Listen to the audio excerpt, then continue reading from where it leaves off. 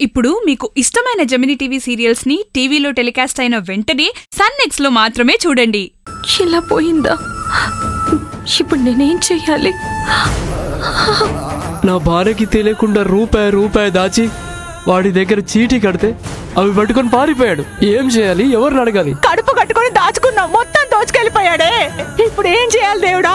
ఇంతమంది ఉసురు వాడి ఖచ్చితంగా తగులుతుంది, వాడు నాశనం అయిపోతాడు. మేమేం చేయాలి? మేమెవరిని అడగాలి?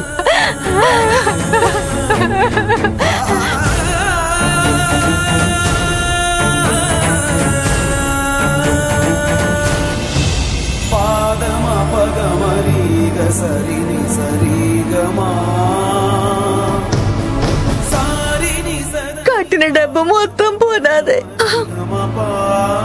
నా మనవరాలు నా అల్లుడు రెక్కలు మొక్కలు చేసుకుని కట్టబడి సంపాదించిన డబ్బంతా ఇట్టా అవుద్దని నేను కల్లో కూడా అనుకోలేదు.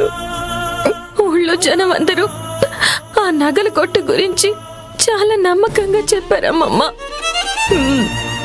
అందుకే ఆ షాప్ వాడిని నమ్మి నగల చీటీ కట్టాను.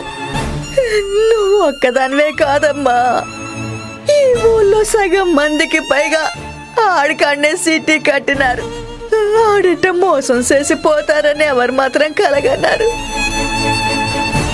ఈ కొబ్బరి తోట, ఆ ఊరి పొలం అంతా అయ్యగారిదే. ఇందులో వచ్చే ఆదాయం అంతా అయ్యగారికే చెందుతుంది.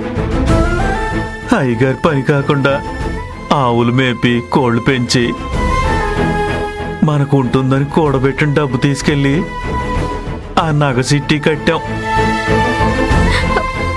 ఇప్పుడు ఏం చేద్దాం అక్క? చీటీ కట్టిన వాళ్ళందరూ ఏమంటున్నారు? ఏమో తెలీదు.